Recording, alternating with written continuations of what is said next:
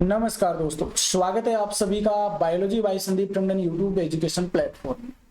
हम नीट 2024 के लिए बायोलॉजी वन शॉट लेक्चर देख रहे थे, जिसके अंतर्गत हम 12th क्लास के लगभग सभी चैप्टर हैं वो डिस्कस कर चुके हैं। एनसीईआरटी बायोलॉजी 12th क्लास के, और आज 12th क्लास का ये अंतिम चैप्टर है। हम नीट के सिलेबस के अकॉर्डिंग बात करें, वैसे तो आपके 12th क्लास के एनसीईआरटी की बुक देखेंगे ना, तो उसमें एक इन्वायरमेंट इश्यूज नाम के एक चैप्टर और है, लेकिन वो आपके नीट के सिलेबस में नहीं है। नीट के सिलेबस के अकॉर्डिंग हमारे 12th क्लास बायोलॉजी का ये अंतिम चैप्टर है, बायोडायवर्सिटी एंड कंजर्वेशन, यानी कि जैव विविधता और संरक्षण। इससे संबंधित कंप्लीट थ्योरी यानी कि कंप्लीट चैप्टर डिस्कस करेंगे, और साथ में जो प्रीवियस ईयर क्वेश्चन है नीट के एग्जाम में जो पीछे क्वेश्चन पूछे गए वो क्वेश्चन भी यहाँ पर हम डिस्कस करने वाले हैं। और साथ में हमारा जो एनसीईआरटी प्रीवियस ईयर क्वेश्चन नाम करके मैंने एक सीरीज शुरू की है, जिसमें हम 2008 से लेकर के 2023 तक जो नीट के एग्जाम हुए हैं उन सभी में जो जो क्वेश्चन पूछे गए हैं चैप्टर वाइज डिस्कस कर रहे हैं। तो आप वो सीरीज भी जरूर देखिए, जिससे कि आपको नीट 2024 के एग्जाम में हेल्प होने वाली है। तो बायोडायवर्सिटी एंड कंजर्वेशन, इसके बाद में हम 11th क्लास के चैप्टर स्टार्ट करेंगे, जो कि बहुत ही महत्वपूर्ण रहने वाले हैं। तो देखिए शुरू करते हैं आज का जो हमारा लेक्चर है वो। अगर आपको ये नोट्स चाहिए तो आप मेरा टेलीग्राम चैनल ज्वाइन कर सकते हैं, और साथ में मेरी वेबसाइट है जिसकी लिंक आपको डिस्क्रिप्शन में मिल जाएगी, वहां पर आप ज्वाइन कर लेना और आपको इसकी पीडीएफ डाउनलोड कर सकते हैं। जैव विविधता और संरक्षण। देखिए जैव विविधता बायोडायवर्सिटी होती क्या है? इस पृथ्वी पर जो भिन्न भिन्न प्रकार के जीव पाए जाते हैं ना, उन सबको मिलाकर के हम क्या कहते हैं? बायोडायवर्सिटी या जैव विविधता कह देते हैं। और उनका किस प्रकार से हमें संरक्षण करना है वो चीजें हम यहाँ पे डिस्कस करेंगे। जैव विविधता सेलुलर मैक्रोमोलिक्यूल से लेकर के बायोम तक के जैविक संगठन की विविधता है। विविधता का मतलब क्या होता है? भिन्नता। विविधता का मतलब होता है भिन्नता। और ये जो सेलुलर कोशिकीय सेलुलर मैक्रोमोलिक्यूल्स जो वृहद अणु होते हैं, मैक्रोमोलिक्यूल्स सेलुलर जो मैक्रोमोलिक्यूल्स होते हैं, कोशिकीय वृहद अणु होते हैं, वहां से लेकर के बायोम तक ये हम पूरी डिस्कस कर चुके हैं। ये 8 घटक होते हैं। कौन कौन से होते हैं? और हमने पिछले लेक्चर में 4 घटक डिस्कस किए थे डिटेल से, तो वो घटक भी ध्यान में रख लेने, वो यहाँ पर बात कर रहे हैं। तो सेलुलर मैक्रोमोलिक्यूल से लेकर के बायोम तक जो विभिन्नता या जो विविधता पाई जाती है जैविक संगठन में, वो क्या कहलाती है? जैव विविधता कहलाती है। और ये 2011 के अंदर क्वेश्चन पूछा जा चुका है। एडवर्ड विल्सन ने जैव विविधता शब्द को लोकप्रिय बनाया था, तो ये भी क्वेश्चन पूछा जा सकता है। एडवर्ड विल्सन ने बायोडायवर्सिटी शब्द को लोकप्रिय या पॉपुलर बनाया था। जैव विविधता के स्तर कौन कौन से होते हैं? Level of biodiversity. तो पहला आता है यहाँ पर आनुवांशिक विविधता, दूसरा है प्रजाति या स्पीसीज बायोडायवर्सिटी, और तीसरा है पारिस्थितिक विविधता या इकोसिस्टम डायवर्सिटी। देखिए यहाँ पे जेनेटिक डायवर्सिटी, स्पीसीज डायवर्सिटी और इकोसिस्टम डायवर्सिटी, ये 3 स्तर होते हैं इसके। तो पहला स्तर आनुवांशिक विविधता। आनुवांशिक स्तर पर एक ही प्रजाति द्वारा दिखाई जाने वाली विविधता होती है। मतलब आनुवांशिक स्तर पर जो बहुत सारी प्रजातियां रहती है, तो उनमें कोई एक प्रजाति अगर दिखा रहे हैं हम, उसका अगर उसके बारे में अध्ययन कर रहे हैं और वही प्रजाति आपस में भिन्नता दिखा रही है, तो वो क्या हो जाएगी? आपकी आनुवांशिक विविधता हो जाएगी। जैसे एग्जाम्पल देखिए यहाँ पे, जो कि आपके एनसीईआरटी में दे रखा है, रोवोल्फिया ओमिटोरिया। आपने सर्पगंधा नाम सुना ना? सर्पगंधा, ये उसी की प्रजाति है। रोवोल्फिया ओमिटोरिया, जो कि हिमालय क्षेत्र में पाया जाता है। इससे एक रसायन प्राप्त होता है रेशरपिन। रेशरपिन या रेशरपाइन बोल देते हैं, रेशरपिन या रेशरपाइन, ठीक है। एक रसायन प्राप्त होता है। इसकी शक्ति और सांद्रता में आनुवांशिक भिन्नता को दर्शाता है ये, यानी कि इसकी जो जाति होती है ना अलग अलग, वो उसके आवाज के अकॉर्डिंग हम बात करें तो वो क्या करती है? एक रासायनिक पदार्थ रिलीज करती है रेशरपिन, और इसकी जो शक्ति या सांद्रता ना, इनमें आनुवांशिक भिन्नता वो देखने को मिलती है।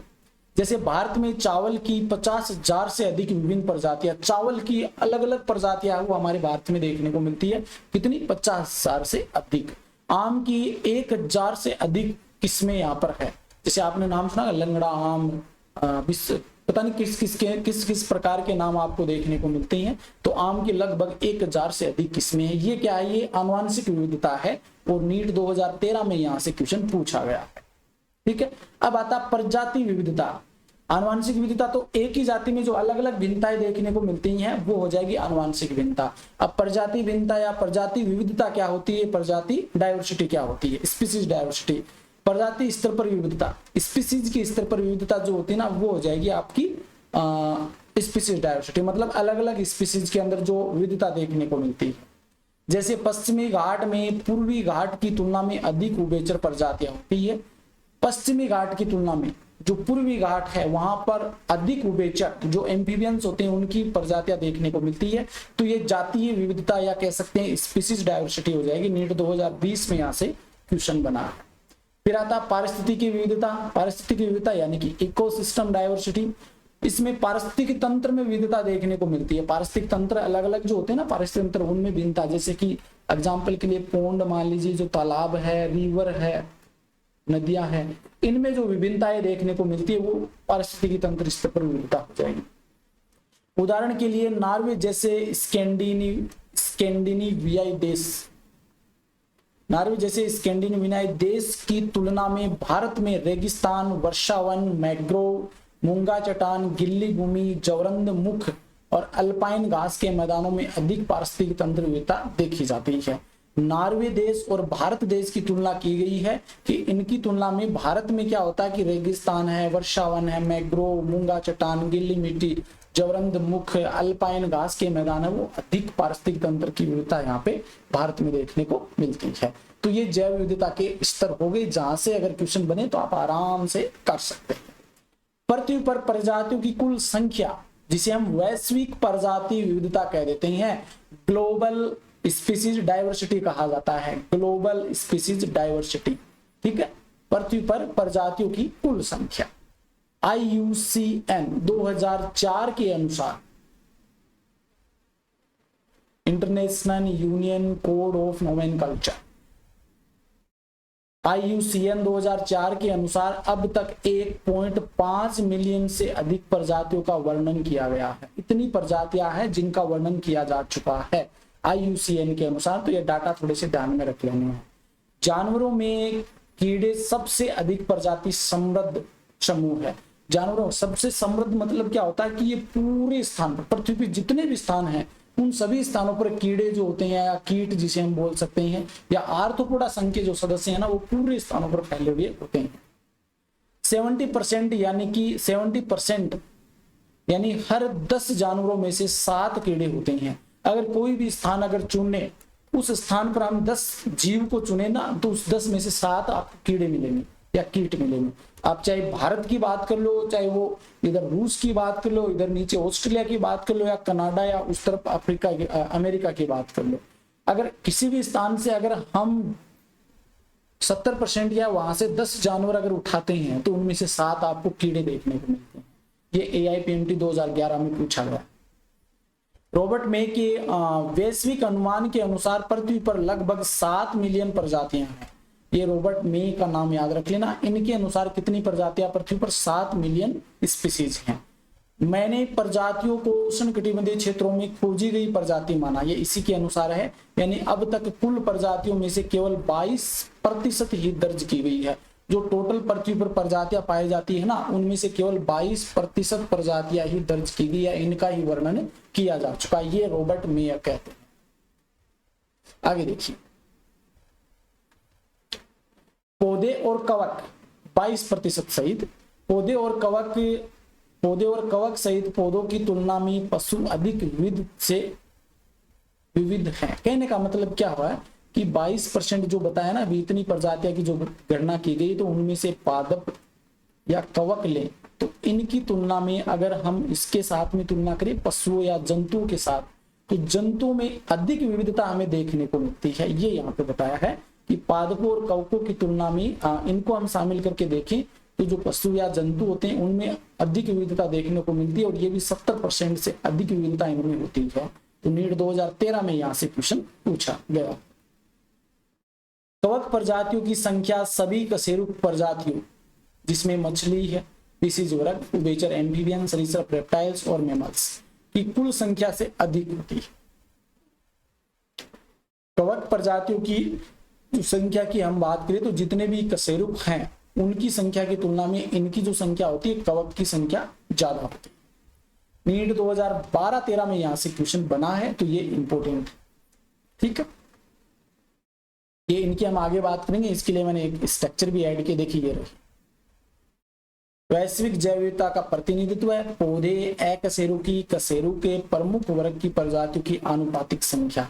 तो यहाँ पर आपकी जो बायोडायवर्सिटी को दर्शाया गया, बायोडायवर्सिटी को दर्शाया गया है, इनमें अकशेरुकी प्राणी कितनी है, अकशेरुकी यानी कि इनवर्टिब्रेट, कशेरुकी प्राणी कितने हैं यानी कि वर्टिब्रेट, और प्लांट्स कितने हैं, पादप कितने हैं, इन सभी की यहाँ पे बात की। तो सबसे पहले इनवर्टिब्रेट्स की हम बात करें, देखिए यहाँ पर इतनी संख्या में, ये जो बड़ा आपको यहाँ पर दिख रहा ना, ये बड़ा सा ये गोला आप देख रहे हैं, कंप्लीट गोलाकार स्ट्रक्चर बनाए, तो लगभग मान लीजिए ये आपका लगभग 80% भाग है, समथिंग 80%। तो ये आपके इंसेक्ट होते हैं, कीड़े होते हैं, इसमें आर्थ्रोपोडा संघ के सदस्य आते हैं, मोलस्का संघ के सदस्य इतने ही होते हैं इनवर्टिब्रेट्स में, ठीक है। क्रिस्टेशियन के इतने ही होते हैं, क्रिस्टेशियन के सदस्य लगभग 5 से 10%, और अदर एनिमल्स हैं वो इतने होते हैं। तो ये इनका जो आपका एनसीईआरटी में डायग्राम दे रखा है, तो यहाँ से क्वेश्चन बन सकता है, इनमें से कोई एक का नाम दे देगा और अन्य का पूछा जा सकता है, तो इस प्रकार से मिसिंग करके पूछा जा सकता है। तो सबसे अधिक मात्रा में यहाँ पे कीड़े होते हैं। वर्टिब्रेट्स की हम बात करें तो देखिए यहाँ पर ये इतना जो आधा भाग है, आधा ही मान लीजिए गोले का आधा भाग, लगभग 50% ये फिशेज होती है, मछलियां होती हैं, ठीक है। इसमें से इतना भाग जो होता है, ये जो येलो कलर में दर्शाया गया ये मैमल्स होते हैं। फिर ये जो ग्रीन कलर में दिखाया गया ये थोड़ा इससे ज्यादा बड़ा, इसमें बर्ड्स होते हैं इतने, और फिर वापस से आपका येलो कलर का आ गया, ये इतने होते हैं रेप्टाइल्स, और फिर जो बच गया पीछे इतना सा, ये एम्फीबियंस होते हैं। तो ये वर्टिब्रेट्स है वो इतने पाए जाते हैं, ये भी आपको ध्यान में रखना है। प्लांट्स की भी अब बात कर ले, क्योंकि प्लांट्स भी अलग अलग होते हैं, फंजाई है, एल्गी है, लाइकेन है, एंजियोस्पर्म है, जिम्नोस्पर्म, ये सभी यहाँ पे होते हैं। तो इनमें देखिए आप सबसे ज्यादा जो होते हैं वो सबसे ज्यादा आपके फंजाई होते हैं, ठीक है। यहाँ पे अलग से आपको नजर आ रहा हो, ये जो होते हैं ना ये फंजाई होते हैं, कवक होते हैं सबसे ज्यादा।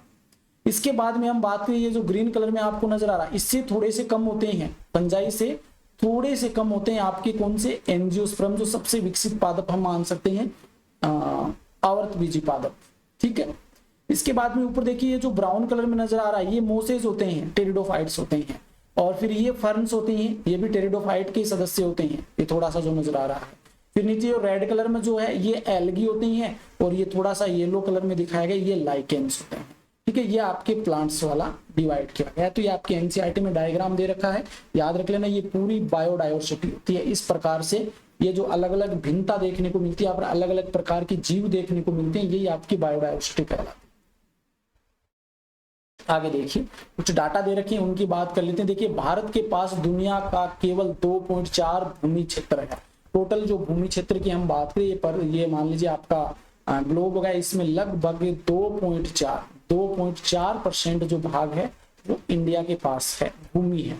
लेकिन प्रजातियों की विविधता 8.1% है। तो यहाँ पर प्रजाति जैव विविधता या बायोडायवर्सिटी की हम बात करें तो वो 8.1% होती है, ठीक है, टोटल वर्ल्ड। भारत दुनिया के 12 विशाल विविधता वाले देशों में से एक है। टोटल जो 12 देश आते हैं विविधता या डायवर्सिटी वाले, उनमें हमारा भारत भी शामिल होता है।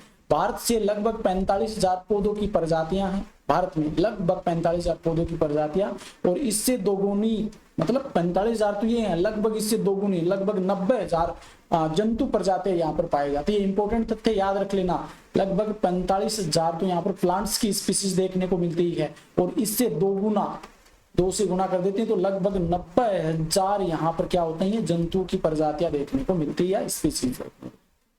मई के वैश्विक अनुमानों को लागू करते हुए भारत में 1 लाख से अधिक पौधों की प्रजातियां और 3 लाख से अधिक पशु प्रजातियां होंगी, जिनका दस्तावेजीकरण या रिकॉर्ड किया जाना बाकी है। कहने का मतलब ये जो ऊपर हमने बात की ना 45,000 पादप और 90,000 आपके जंतु, ये तो रिकॉर्ड के अंदर है। अभी मई की जो वैश्विक अनुमान की बात करें तो उसके अकॉर्डिंग भारत में लगभग 1 लाख तो प्रजातियां ऐसी हैं जो प्लांट्स की हैं, 3 लाख प्रजातियां जंतुओं की हैं जिनका अभी तक रिकॉर्ड नहीं है या अभी तक उनका पता नहीं लगा है, ऐसा अनुमान है। नीट 2020 में ये क्वेश्चन बना। जीव विज्ञानी प्रोकैरियोटिक प्रजातियों की कुल संख्या के बारे में निश्चित नहीं है, यानी कि प्रोकैरियोटिक जो होते हैं ना, जो कीड़े बैक्टीरिया वगैरह होते हैं, जो प्रोकैरियोटिक जीव होते हैं, उनकी प्रजाति या उनकी स्पीसीज की जो टोटल संख्या की बात करें तो वो कोई निश्चित नहीं है, उनको हम काउंट नहीं कर सकते हैं। कारण क्या है इसका, पारंपरिक वर्गीकरण विधियां माइक्रोबियल प्रजातियों की पहचान के लिए उपयुक्त नहीं है। जो पारंपरिक पहले से जो विधियां चली आ रही है उनके अकॉर्डिंग इनका गणना हम नहीं कर सकते हैं। प्रयोगशाला में कई प्रजातियों का संवर्धन नहीं किया जाता। कुछ प्रजातियां ऐसी होती हैं जिनको प्रयोगशाला में हम कल्चर नहीं कर सकते। ये आपका हो गया, ठीक है। इसके बाद में जो नेक्स्ट हमारा पार्ट आता है वो है जैव विविधता के पैटर्न। जैव विविधता का पैटर्न क्या है? बायोडायवर्सिटी का हमारी जो वर्ल्ड के अंदर या पृथ्वी के ऊपर किस प्रकार से ये अलग अलग डिस्ट्रीब्यूट किए गए हैं, तो उस पैटर्न की हम बात कर लेते हैं। पहला आता है लेटिट्यूडिनल ग्रेडियंट्स, यानी कि अक्षांशीय प्रवणता या अक्षांशीय जो विस्तार है उसकी बात कर लेते हैं। देखिए, भूमध्य रेखा से ध्रुवों तक प्रजातियों की विविधता घटती है। भूमध्य रेखा कौन सी है? ये है, ठीक है, ये भूमध्य रेखा। अगर यहां से हम ध्रुवों की ओर जाएं, इस साइड में जाएं, इस साइड में जाएं, तो आपकी जो बायोडायवर्सिटी है ना ये कम होगी, ठीक है। यहाँ पर जाएंगे तो यहाँ पर भी बायोडायवर्सिटी कम होगी, लेकिन यहाँ पर सबसे अधिक बायोडायवर्सिटी पाई जाती है भूमध्य रेखा। उष्ण कटिबंधीय लगभग 23 डिग्री 5 मिनट उत्तर से 23 डिग्री 5 मिनट दक्षिण की, यानी कि यहाँ से और यहाँ तक ये जो क्षेत्र होता है, चलो कलर दूसरा ले लेंगे, ये ब्लैक ले लेते हैं, लगभग यहाँ से लेकर के यहाँ तक ये जो क्षेत्र होता है ना, ये बीच का क्षेत्र, ठीक है। दक्षिण का अक्षांशीय सीमा में समशीतोष्ण या ध्रुवीय क्षेत्रों की तुलना में अधिक प्रजातियां, यहाँ पर अधिक प्रजातियां पाई जाती है, क्योंकि ये जो पार्ट होता है ये अनुकूल होता है। सबसे अधिक डाइवर्सिटी है वो इसी भाग में देखने को मिलती है। आपकी जो इक्वेटर होती है, भूमध्य रेखा होती है, ऊपर की ओर 23 डिग्री अक्षांशीय विस्तार हम देख सकते हैं, नीचे 23 डिग्री दक्षिण की ओर जो अक्षांशीय विस्तार है उसकी बात कर लेते हैं। तो इनके मध्य क्या होता है, सबसे अधिक हमें बायोडायवर्सिटी देखने को मिलती है, सबसे कम ध्रुवों के ऊपर पाई जाती है, ठीक है। जैसे विभिन्न अक्षांशों में पक्षियों की प्रजातियों की संख्या, पक्षियों की प्रजातियों की संख्या की बात करें अलग अलग अक्षांश के अंदर, ठीक है। कोलंबिया भूमध्य रेखा के निकट होता है, ये कोलंबिया देश जो होता है ये भूमध्य रेखा के इस भूमध्य रेखा के निकट होता है, और इसमें लगभग 1400 प्रजातियां पाई जाती है। पक्षियों की बात कर रहे हैं। कोलंबिया मतलब कोलंबिया किसको कहते हैं? कबूतर को कहते हैं ना, सॉरी देश का मतलब। विभिन्न अक्षांशों में पक्षियों की प्रजातियों की संख्या, कोलंबिया देश की बात कर रहे हैं यहाँ पर। कोलंबिया न्यूयॉर्क जो आपका कबूतर का भी साइंटिफिक नेम इसी प्रकार का होता है। तो ये कोलंबिया है, देश है, भूमध्य रेखा के निकट है, और यहाँ पर 1400 पक्षियों की प्रजातियां देखने को मिलती है। भारत की बात कर लेते हैं, जहां पर उष्ण कटिबंधीय क्षेत्र है, तो यहाँ पर लगभग 1200 स्पीसीज देखने को मिलती है। न्यूयॉर्क 41 डिग्री उत्तर अक्षांश नॉर्थ की ओर, तो 105 प्रजातियां यहाँ पर देखने को मिलती है। और ग्रीनलैंड जो कि यहाँ पर है, यहाँ पर 56 प्रजातियां। देखिए 1400 प्रजातियां कोलंबिया के अंदर, फिर भारत यहाँ पर आता है, तो भारत के अंदर कितनी है? 1200 है। फिर जैसे हम न्यूयॉर्क की जाएं तो न्यूयॉर्क यहाँ पर है, ठीक है। तो न्यूयॉर्क में कितनी है? लगभग 105। और फिर ग्रीनलैंड यहाँ पे है, ग्रीनलैंड में कितनी है? 56 प्रजातियां। मतलब ऊपर ध्रुवों की ओर जाएंगे तो ये कम होती चली जाए। आगे देखिए, इक्वाडोर जैसे उष्ण कटिबंधीय वन क्षेत्र में संयुक्त राज्य अमेरिका के मध्य पश्चिम जैसे समशीतोष्ण वन क्षेत्र की तुलना में सैवनिक पौधों की प्रजातियां 10 गुना तक होती है। इक्वाडोर जैसे जो उष्ण कटिबंधीय क्षेत्र है वहां संयुक्त राज्य अमेरिका के मध्य पश्चिम जैसे समशीतोष्ण वन क्षेत्र की तुलना में सैवनीय पौधे, वेस्कुलर जो प्लांट्स होते हैं, इनकी 10 गुना तक प्रजातियां वहां पर।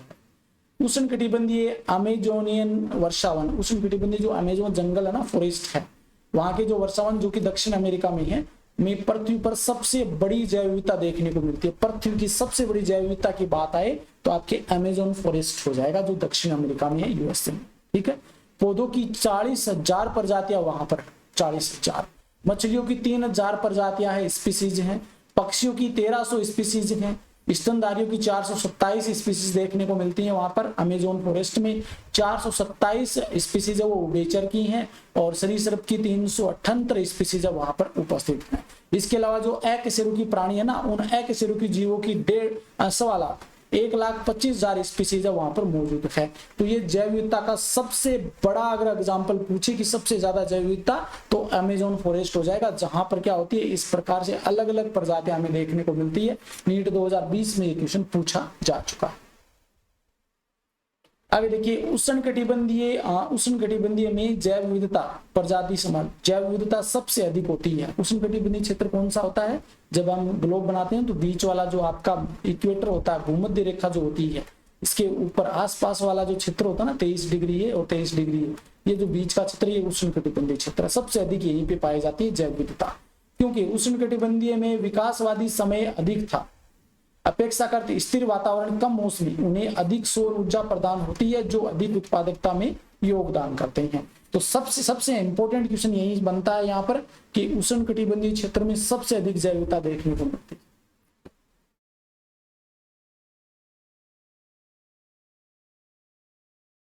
यहाँ पर देख सकते हैं अलग अलग प्रकार के जीव मौजूद होते हैं, तभी इसे हम बायोडायवर्सिटी कह देते हैं। आगे देखिए जो सेकंड आता है, पहला हमने बात कर ली, दूसरा है स्पीसीज एरिया रिलेशनशिप, प्रजाति क्षेत्र संबंध। प्रजाति का उस क्षेत्र आवास के साथ संबंध होता है ना, उसके आधार पर हम बात कर लेते हैं। तो दक्षिण अमेरिकी जंगलों में अलेक्जेंडर वोन हम्बोल्ट के अध्ययन के अनुसार एक क्षेत्र के भीतर खोजे गए क्षेत्र में वृद्धि के साथ प्रजातियों की समृद्धि बढ़ती है। यानी कि कोई भी क्षेत्र है वहां पर हम कोई प्रजातियों या उस क्षेत्र की खोज करें तो वहां पर जो स्पीसीज पाई जाती है ना, उनकी क्या होती है, वृद्धि होती रहती है, यहाँ पर उनकी संख्या बढ़ती है, लेकिन केवल एक सीमा तक। एक ऐसी सीमा आ जाती है, उसके बाद में उनमें क्या होता है, स्पीसीज की संख्या या स्पीसीज के अंदर बढ़ोतरी नहीं होती है। नीट 2017 में क्वेश्चन पूछा गया। प्रजातियों की समृद्धि और क्षेत्रफल के बीच संबंध एक आयताकार अति परवलय होता है, हाइपरबोला। इनके बीच में अगर संबंध स्थापित हुए, देखिए स्पीसीज रिचनेस, समृद्धि और एरिया, इनके बीच में अगर हम कोई ग्राफ बनाए तो वो ग्राफ कैसा होगा, अति परवलयाकार या हाइपरबोला प्रकार का होगा। और यहाँ पे ये मैंने स्ट्रक्चर भी ऐड किया, यहाँ पे देख सकते हैं, देखिए ये इस प्रकार से जाता है और इस प्रकार से होता है। लोग इसके लिए ऐसे होना चाहिए, लेकिन ये ऐसे होता है, लोग एस लोग सी प्लस जेड लोग, ये समझेंगे हम, S equal to C A Z, S C A ये फॉर्मूला होता है। यहाँ पर एस क्या है, स्पीसीज रिचनेस है, एस है जो जाति की समृद्धि है वो हो जाएगी सबसे अधिक समृद्धि, ए हो जाएगा एरिया, ए एरिया हो जाएगा, एस समृद्धि हो जाएगी, सी क्या है, Y intercept, Z slope of the line, ये ऊपर जो स्क्वायर जेड होता है ना, ये रिग्रेशन कोएफिशिएंट, इसकी हम डिटेल से बात करेंगे अभी आगे, तो ये फॉर्मूला थोड़ा सा ध्यान में रखें। लघुगणकीय पैमाने पर संबंध समीकरण द्वारा वर्णित एक सीधी रेखा होती है जिसमें log s equal to log c plus z log a, ये फॉर्मूला बनता है अगर सीधी रेखा होती है तो। अगर s वैसे हम बात करें तो s ये बन जाता है, c के ऊपर z हो जाएगा, हाइपरबोला होता तो ये कंडीशन। सामान्यतः छोटे क्षेत्रों के लिए z का मान 0.1 से 0.2 के बीच होता है। नॉर्मली हम बात करें तो छोटे क्षेत्र जो होते हैं ना, वहां पर जेड का मान जो होता है वो 0.1 से 0.2 के बीच होता है। ये इंपॉर्टेंट फैक्ट है जो ध्यान में रख लेने हैं। बहुत बड़े क्षेत्र हैं जैसे कि संपूर्ण महाद्वीप की हम बात कर लेते हैं, तो वहां पर रेखा का ढलान अधिक तीव्र होता है और उसके लिए जेड का मान जो पूछे तो 0.6 से 1.2 तक होता है। दोनों याद रख लेने, छोटे के लिए ये होता है, बड़े क्षेत्र के लिए ये। विभिन्न महाद्वीपों के उष्णकटिबंधीय जंगलों में मितव्ययी पक्षियों और स्तनधारियों के लिए जेड का मान 1.15 होता है। ठीक है, तो उष्णकटिबंधीय जो जंगल होते हैं ना विभिन्न अलग अलग महाद्वीपों में, तो वहां पर पक्षी और स्तनधारियों के लिए जेड का मान 1.15। प्रजातियों की विविधता का महत्व क्या होता है, अगर प्रजाति या स्पीसीज के अंदर जो बायोडायवर्सिटी देखने को मिलती है उनका इंपोर्टेंस क्या है, तो डेविड टिलमैन के प्रयोग के अनुसार अधिक प्रजातियों वाले भूखंड कुल बायोमास में साल दर साल कम भिन्नता दिखाते हैं। डेविड टिलमैन के प्रयोग के अनुसार हम बात करें तो अधिक प्रजातियां वाला जो जिस स्थान पर अधिक प्रजातियां पाई जाती है वहां पर क्या होता है, साल दर साल वहां पे कम भिन्नताएं हमें देखने को, जहां पर बहुत ज्यादा प्रजातियां होती है। बढ़ी हुई विविधता उच्च उत्पादकता में योगदान करती है, मतलब अत्यधिक मात्रा में वहां पे बायोडायवर्सिटी बढ़ गई है तो उससे उत्पादकता भी क्या होगी, बढ़ेगी। यह पारिस्थितिकी तंत्र के स्वास्थ्य और मानव जाति के अस्तित्व के लिए बहुत ही ज्यादा जरूरी है, बहुत ही आवश्यक है, इंपॉर्टेंट है। अगर विविधता बढ़ती है तो उत्पादकता बढ़ेगी, जो कि पारिस्थितिकी तंत्र, इकोसिस्टम के स्वास्थ्य और मानव जाति के अस्तित्व के लिए बहुत ही ज्यादा आवश्यक। एक यहाँ पे परिकल्पना है रिवेट पॉपर परिकल्पना, इंपॉर्टेंट है ये। यह जैव विविधता के महत्व को समझने के लिए, देखिए आज का जो पोर्शन है सिर्फ थोड़ा बहुत समझने का और ज्यादातर थ्योरेटिकल पोर्शन। यह जैव विविधता के महत्व को समझने के लिए उपयोग की जाने वाली एक सादृश्यता है, समरूपी है। यह स्टैनफोर्ड पारिस्थितिकी विज्ञानी पोल एलिर्च द्वारा प्रस्तावित है। यह एक हवाई जहाज पारिस्थितिकी तंत्र में सभी भागों की कई रिवेट्स जो प्रजातियां हैं का उपयोग करके एक साथ जोड़ा जाता है। यदि प्रत्येक यात्री एक किल्लक यानी कि एक किसी प्रजाति के विलुप्त होने को, किल्लक मतलब कोई प्रजाति विलुप्त हो रही है उसकी, की पोप करता है तो यह उड़ान सुरक्षा पारिस्थितिकी तंत्र के कामकाज को प्रभावित नहीं करता। लेकिन जैसे जैसे अधिक से अधिक रिवेंट्स हटाए जाते हैं, विमान खतरनाक रूप से कमजोर हो जाता है। पंखों पर रिवेंट्स का नुकसान प्रमुख प्रजातियां जो प्रमुख पारिस्थितिक तंत्र कार्यों का संचालन करती है। विमान के अंदर सीटों या खिड़कियों पर कुछ रिवेट्स के नुकसान की तुलना में उड़ान सुरक्षा के लिए अधिक खतरनाक होता है। कहने का मतलब ये पोल एलिरिच जो है ये एक हवाई जहाज को पारिस्थितिक तंत्र के रूप में देखते हैं और उनमें से जो कुछ भाग होते हैं जो उनके लिए इंपॉर्टेंट है उन भाग को एक एक करके ये हटाते हैं, और जो ज्यादा कार्यशील होते हैं जो उनके लिए ज्यादा जरूरी होते हैं उस पारिस्थितिक तंत्र या हवाई जहाज के लिए, अगर उनको हटाते हैं तो ये पूरा का पूरा क्या हो जाएगा, इफेक्ट होगा उसके ऊपर, ये पूरा का पूरा प्रभावित होगा, जिसके कारण वहां का पारिस्थितिक तंत्र वो संचालित हो रहा है, चल रहा है। ठीक है, अगर हम ऐसी चीजें वहां से हटा रहे हैं जो कि उस पारिस्थितिक तंत्र पर ज्यादा प्रभावित नहीं कर रही है तो उस पर कोई इफेक्ट नहीं पड़ेगा, लेकिन वो चीजें हम वहां से हटा रहे हैं जो उस पारिस्थितिक तंत्र को एक्टिव रखती हैं तो वो उस पारिस्थितिक तंत्र के लिए खतरनाक हो सकती है, नुकसानदेह हो सकती है। जैव विविधता के नुकसान क्या है? Loss of biodiversity. पिछले 20 वर्षों में 27 प्रजातियां लुप्त हो गई है, पिछले 20 वर्षों में। एक मिनट पहले हम ये पढ़ते हैं उसके बाद में ये देखेंगे। IUCN रेड लिस्ट 2004 का कहना है, IUCN रेड लिस्ट 2004 का कहना है कि पिछले 500 वर्षों में 784 प्रजातियां, 338 कशेरुक और 359 अकशेरुक और 87 पौधे विलुप्त हो चुके हैं। ये इतनी प्रजातियां हैं जो कि विलुप्त हो चुकी हैं 784 500 वर्षों में। जैसे ये विलुप्त हुए जो यहाँ पर ऑर्गेनिजम्स या प्लांट्स, इनके नाम जरूर याद रखना। डोडो, मॉरिशस, कागा अफ्रीका, थाइलासिन ऑस्ट्रेलिया, स्टेलर की समुद्री गाय रूस, बाघ की 3 प्रजातियां बाली, जावन और कैस्पियन, ये विलुप्त हो चुकी है। ठीक है, पिछले 20 वर्षों में 27 प्रजातियां लुप्त हो चुकी है। 15,500 से अधिक प्रजातियां विलुप्त होने के खतरे का सामना कर रही है। मतलब इतनी प्रजातियां तो पिछले 20 वर्षों में लुप्त हो चुकी है और ये 500 वर्षों का डाटा है। अगर खतरा किन पे मंडरा रहा है विलुप्त होने का, तो वो 15,500 ऐसी स्पीसीज हैं जिन पे विलुप्त होने का खतरा मंडरा रहा है, और ये 2014 में क्वेश्चन पूछा गया। 12% पक्षी, 23% स्तनधारी, 32% उभयचर, 31% जिम्नोस्पर्म प्रजातियां विलुप्त होने के खतरे का सामना कर रही है। ये भी इंपॉर्टेंट फैक्ट है।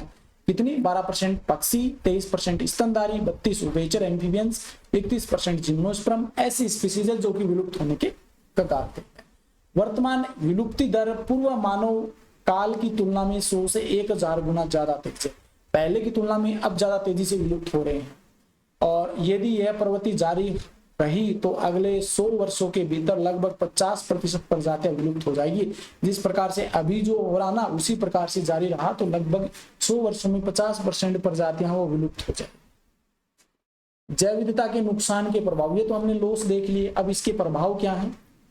पौधों के उत्पादन में गिरावट। अगर प्लांट्स से संबंधित अगर कोई पादप विलुप्त हो रहा है तो उनके उत्पादन में क्या हो जाएगी? गिरावट आ जाएगी।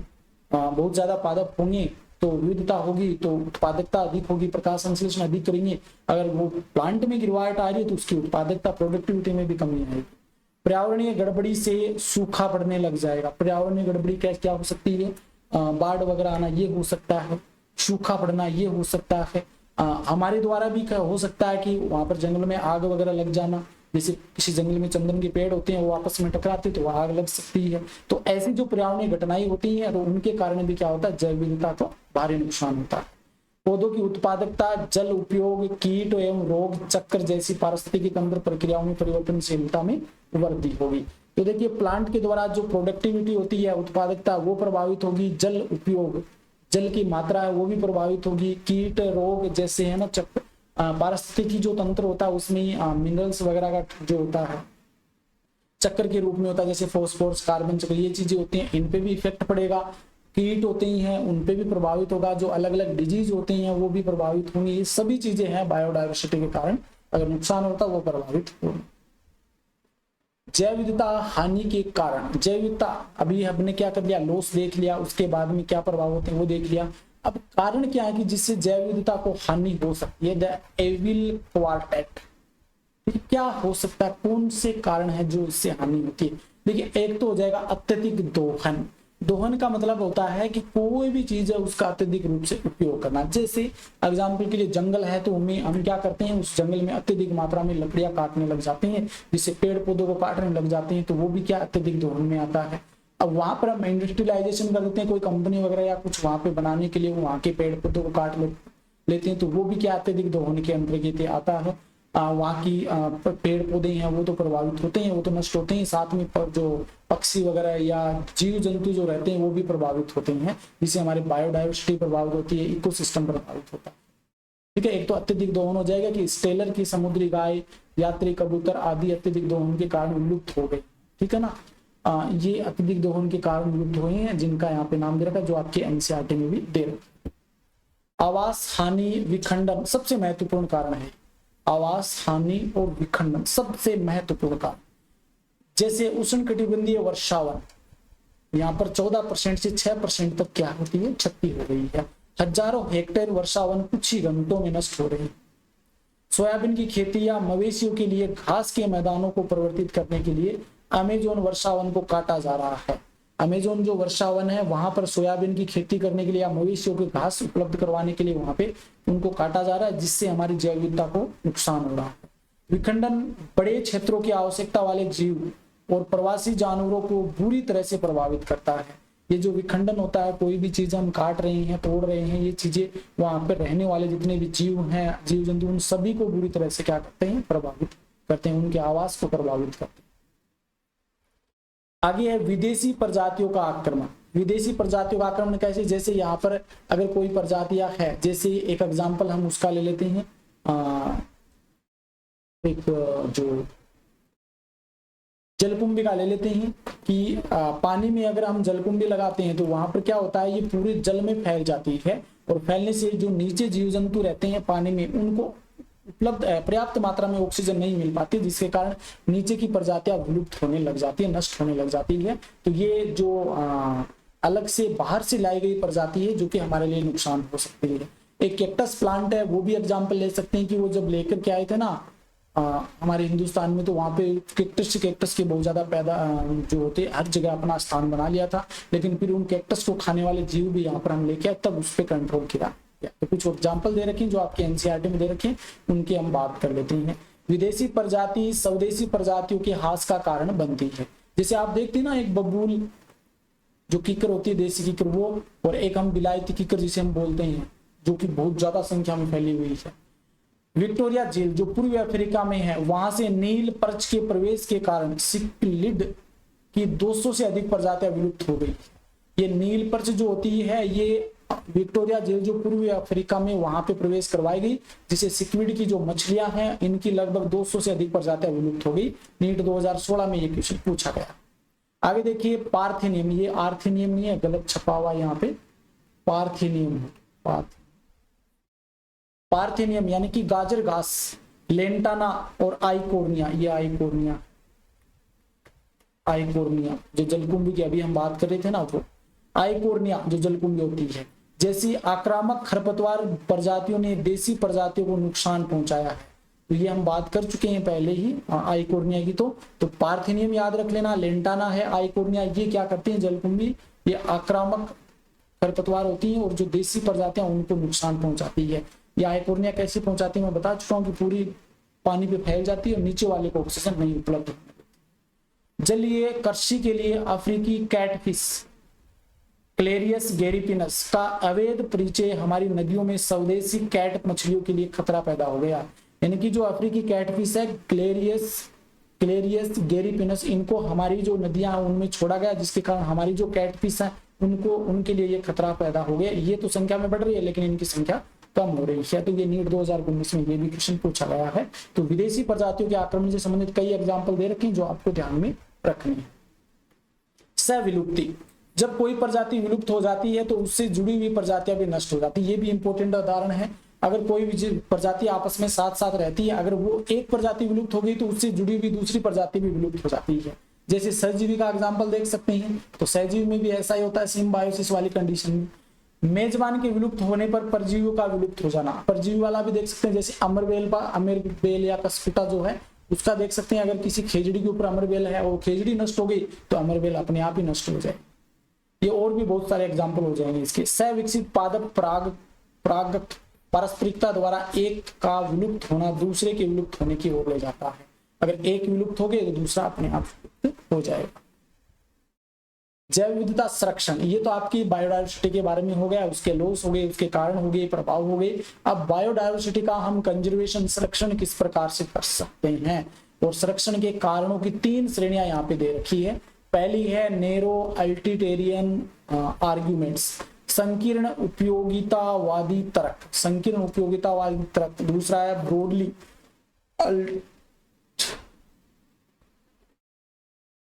यूटिलिटेरियन आर्ग्यूमेंट्स, मोटे तौर पर उपयोगीकर्ता तर्क, मतलब अधिक उपयोगी तर्क। ठीक है, तो पहले फर्स्ट की हम बात कर लेते हैं, संकीर्ण उपयोगितावादी तर्क। मनुष्य प्रकृति में भोजन, जलाऊ लकड़ी, फाइबर, निर्माण सामग्री, औद्योगिक उत्पाद जैसे कि टेनिन, स्नेहक, रंग, रेजिन, इत्र और दवाएं जैसे आर्थिक लाभ प्राप्त करता है। बायोडायवर्सिटी है या प्रकृति है, उससे ये भोजन है, जलाऊ लकड़ी, फाइबर, निर्माण सामग्री, औद्योगिक उत्पाद, टेनिन, स्नेहक, रंजक, इत्र, दवाएं, ये सभी इन्हीं से प्राप्त करता है। ये इस प्रकार से 25% से अधिक औषधियां पौधों से प्राप्त होती है। 25% से अधिक औषधियां है वो पौधों से, प्लांट से प्राप्त होती है। पौधों की 25,000 प्रजातियों का औषधीय महत्व है। मतलब जो टोटल हमने 45,000 प्रजातियों की बात करी थी ना, उसमें 25,000 स्पीसीज ऐसी होती हैं जो औषधीय स्पीसीज होती हैं, जो हमारे मेडिसिन या औषधियों के निर्माण के लिए बहुत ही हेल्पफुल होती है। बायोप्रोस्पेक्टिंग। अब आगे देखिए, ये जो मोटे तौर पर उपयोगवादी तर्क हैं इनकी बात कर लेते हैं। देखिए, जैव विविधता में कई पारिस्थितिकी तंत्र सेवाएं, जैसे कि अमेजोन वन, जिसे ग्रह का फेफड़ा कहते हैं, पृथ्वी का फेफड़ा कहा जाता है अमेजोन वन को।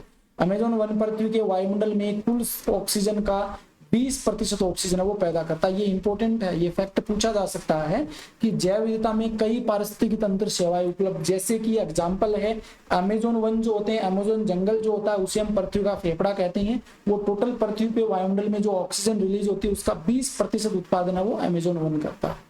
मधुमक्खियों, भौरों, पक्षियों और चमगादड़ों के माध्यम से परागण। इसके अलावा सौंदर्य परक शुक्र जो होता है, सौंदर्य परक सामग्री जो उत्पन्न होती है वो भी क्या है, ये प्रकृति। देखिए पेड़ पौधे लगे हुए हैं बहुत सारे, तो हमें हरी भरी प्रकृति कितनी सुंदर लगती है। इसके अलावा फूल वगैरह जो लगे होते हैं, पुष्प जो होते हैं, ये भी हमें कितने सुंदर लगते हैं। तो ये ब्रॉडली या फिर कह सकते हैं मोटे तौर पर उपयोगितावादी तर्क हो गए, ये संरक्षण से संबंधित। तीसरा आता है इथिकल आर्ग्यूमेंट्स, नैतिक तर्क। प्रत्येक प्रजाति का एक आंतरिक मूल्य होता है, उनकी भलाई की देखभाल करना हमारा नैतिक कर्तव्य है। मतलब उन सभी की, पेड़ पौधों को लगाना, उनकी देखभाल करना, ये सभी हमारा, पेड़ पौधों के अलावा भी जितने भी जीव हैं उनकी देखभाल करना हमारे लिए क्या होता है, नैतिक कर्तव्य होता है। वो अपना स्थान बनाए रखते हैं और वो अपने स्थान पर बहुत ज्यादा सुंदर लगते हैं प्रकृति में। जैव विविधता संरक्षण 2 प्रकार का होता है, एक तो इन सिटू यानी कि साइट पर जिस स्थान पर जीव रह रहे हैं, यानी कि ये जंगल है, इस जंगल में यहाँ पे जीव रह रहे हैं तो यहीं पे हम इसका क्या करते हैं, संरक्षण करते हैं। तो ये तो हो जाएगा आपका इन सिटू। दूसरा है अक्स सिटू। अक्स सिटू मतलब यहाँ पे जीव रह रहा है, इसको हम लेकर के आ गए, और एक जो हम बाल सकते हैं चिड़ियाघर बोल दो, चिड़ियाघर बोल दे, या फिर घर पे लेके आ गए, वहां पर इसको हम एक जेएलसी में बंद करके और यहाँ पर हम संरक्षण करते हैं। तो ये क्या हो जाएगा, अक्स सिटू संरक्षण हो जाएगा, साइड से बाहर। इसका मैंने एक स्ट्रक्चर भी ऐड किया, देखिए ये देख लेते हैं एक बार, ये देखते हैं, ये इंपॉर्टेंट है। कंजर्वेशन ऑफ बायोडायवर्सिटी, ये देखिए बीच में एरो लगाया है, ये इस स्थान की ओर जो दिखाएगा ये तो आपका क्या हो जाएगा, इन सिटू हो जाएगा। इन सिटू जिस स्थान पर वो प्राकृतिक रूप से रहते हैं वहां पर संरक्षण करना इन सिटू, और यहाँ पर जेल में ला करके बंद कर दिया, या फिर कह सकते हैं किसी चिड़ियाघर में बंद कर दिया, तो ये एक्स सिटू हो जाएगा, एक्स सिटू कंजर्वेशन हो जाएगा। ठीक है, देखिए ये एग्जाम्पल इंपॉर्टेंट है, यहाँ से क्वेश्चन बन सकता है कि कौन सा किस कैटेगरी में आता है। एक तो इन सिटू कंजर्वेशन, एक एक्स सिटू कंजर्वेशन। इन सिटू के अंदर आपका नेशनल पार्क जितने भी वो आते हैं, वाइल्ड सेंचुरी जो है वो भी आपके इन सिटू के अंतर्गत आते हैं, बायोस्फीयर रिजर्व हैं, और सेकंड जो ग्रुप होते हैं उपवन जिसे हम बोल देते हैं, पवित्र उपवन बोल दो या फिर इन्हें हम घाटी उपवन जो होती है ना, वो इसके अंतर्गत आते हैं इन सिटू के अंदर। एक्स सिटू की हम बात करें तो जूलॉजिकल पार्क आ गए, बोटनिकल गार्डन है, जीन बैंक है, क्रायो प्रिजर्वेशन जो है, ये जो है ये आपके एक्स सिटू में आते हैं। इनके उदाहरण से संबंधित क्वेश्चन है वो पूछा जा सकता है। अब देखिए इन सिटू कंजर्वेशन, ऑन साइट, ये था स्थान संरक्षण, जिस स्थान पे रहते हैं उसी स्थान पे उनका संरक्षण करना। तो यह प्राकृतिक या मानव निर्मित पारिस्थितिकी तंत्र के भीतर जीवों का संरक्षण है जिसमें वे रहते हैं। उदाहरण के लिए राष्ट्रीय उद्यान है, अभ्यारण्य, बायोस्फीयर रिजर्व है, संवर्धन परिदृश्य आदि ऐसे क्षेत्र होते हैं, सुरक्षित क्षेत्र होते हैं जहां पे जो जीव रहते हैं उसी स्थान पे उनका संरक्षण करना। 2019 में यहाँ से क्वेश्चन पूछा गया है। नेशनल पार्क यानी कि राष्ट्रीय उद्यान, वन्य जीवों के कल्याण के लिए सख्ती से आरक्षित क्षेत्र होते हैं ये, जहां पर निजी स्वामित्व या खेती चराई आदि के लिए क्या होता है, प्रतिबंध होता है, वहां पे निषिद्ध होता है। जैसे कि केरल में एराविकुलम राष्ट्रीय उद्यान, ऐसे बहुत सारे मिल जाएंगे। राजस्थान में भी आपको केवलादेव राष्ट्रीय उद्यान है, इसके अलावा और भी है, सरिस्का है। तो ये ऐसे उद्यान है जो वन्य जीवों कल्याण के लिए जहां पर निषेध। यहाँ केवल जानवरों को सुरक्षा दी जाती है, लकड़ी, लघु वन उत्पादों के संग्रह और निजी स्वामित्व की अनुमति तब तक है जब तक वे जानवरों को नुकसान नहीं पहुंचाते। जैसे कि केरल में पेरियार वन्य जीव अभ्यारण्य, वहां पर ऐसे जब आवश्यकता होती है वहां पर उनको अनुमति दे दी जाती है और उसके बाद में अनुमति, जब वो जीवों को नुकसान पहुंचाते हैं तो वो अनुमति नहीं दी। अब देखिए सब, इसके बाद में बायोस्फीयर रिजर्व की बात कर लेते हैं। संरक्षण और टिकाऊ उपयोग के लिए भूमि तटीय पारिस्थितिकी तंत्र के क्षेत्र होते हैं। ये भूमि के तटीय जो क्षेत्र होते हैं वहां पर बायोस्फीयर रिजर्व संरक्षण और टिकाऊ उपयोग के लिए, टिकाऊ मतलब जो हमारी आवश्यकता की चीजें होती हैं उनके लिए। पवित्र उपवन, सेकर्ड फॉरेस्ट बोल देते हैं इन्हें, पवित्र उपवन भी कह देते हैं, घाटी वन जिसे हम कहते हैं। एग्जाम्पल है इसके, देखिए मेघालय में खासी और जैंतिया पहाड़ियों में पवित्र उपवन, सेकर्ड, अभी बात की ना अंग्रेजी में क्या कहते हैं इसे, ये रहा सेकर्ड ग्रुप, घाटी उपवन या पवित्र उपवन। राजस्थान की अरावली की पहाड़ियों में हमें देखने को मिलते हैं ये सेकर्ड उपवन या पवित्र वन। कर्नाटक और महाराष्ट्र के पश्चिमी घाट क्षेत्र में सरगुंजा, चंदा और बस्तर क्षेत्र जो कि मध्य प्रदेश में है, ये कुछ एग्जाम्पल दे रखे हैं जो आपको याद रख लेने हैं, किसके, सेकर्ड ग्रुप के, पवित्र उपवनों के। भारत में 14 बायोस्फीयर रिजर्व हैं, 90 राष्ट्रीय उद्यान है और 418 वन्य जीव अभ्यारण्य। ये भी इंपॉर्टेंट डाटा है जो आपको याद रखना। अब बात कर लेते हैं अंतिम जो हमारा टॉपिक आता है आज का, वो है हॉट स्पॉट्स, ऐसे क्षेत्र जहां मतलब सभी प्रकार की वनस्पतियां मतलब जितने भी जीव जंतु हैं, प्लांट्स हैं, इन सभी के लिए वो क्षेत्र अनुकूल होते हैं। जैसे भारत का मैंने नक्शा भी बनाया है, एक बार ये थोड़ा सा पढ़ लेते हैं, उसके बाद में इसकी बात करेंगे। ये वे क्षेत्र हैं जहां प्रजातियों की समृद्धि बहुत अधिक होती है, मतलब ऐसे स्थान जहां पे बहुत ज्यादा संख्या में प्रजातियां, स्पीसीज है, वो विविधता देखने को मिलती है। स्थानिकवाद की उच्च डिग्री है, प्रजातियां केवल एक विशिष्ट क्षेत्र तक ही सीमित होती है, लेकिन सबसे अधिक खतरे हैं। 2018 में ये क्वेश्चन पूछा गया है, ठीक है, यहां से क्वेश्चन पूछा गया इस पैराग्राफ से। और विश्व में टोटल 34 हॉट स्पॉट्स हैं, टोटल पूछ लिया आपके वर्ल्ड में तो 34। भारत में कितने हैं, तो 3 हॉट स्पॉट भारत के जैव विविधता क्षेत्र के कवर में आते हैं। भारत में कितने, 3 हैं, जिसमें पहला है पश्चिमी घाट, दूसरा श्रीलंका, इंडो बर्मा और तीसरा है हिमालय। 2016 में यहाँ से क्वेश्चन पूछा गया, देख लीजिए एक बार। जो सबसे ऊपर की ओर आपको दिखाई दे रहा ना, जो कि आपका ऑरेंज कलर में, ये आपका हिमालय हॉट स्पॉट्स है, ठीक है। इसके बाद में देखिए नीचे जो दे रखा है आपका, ये जो दे रखा ना, ये आपका श्रीलंका, इंडो बर्मा हो जाए, श्रीलंका, इंडो बर्मा हो जाएगा, ठीक है, ग्रीन कलर में दिखाया गया। और ये जो क्षेत्र है ना पश्चिम बंगाल की तरफ वाला, एक मिनट ये थोड़ा सा मैंने ये आपका हो जाएगा, ये जो है ना ये हो जाएगा आपका इंडो बर्मा वाला, इंडो बर्मा, ठीक है, ये इंडो बर्मा वाला क्षेत्र हो जाए, ठीक है। और ये जो दिखाया गया ये आपका कौन सा हो जाएगा, ये क्षेत्र हो जाएगा आपका पश्चिमी घाट, पश्चिमी घाट हो जाएगा, ठीक है। तो ये ध्यान में रख लेना है। हिमालय, इंडो बर्मा और पश्चिमी घाट, ये 3 ऐसे क्षेत्र जो भारत के अंदर पाए जाने वाले हॉट स्पॉट।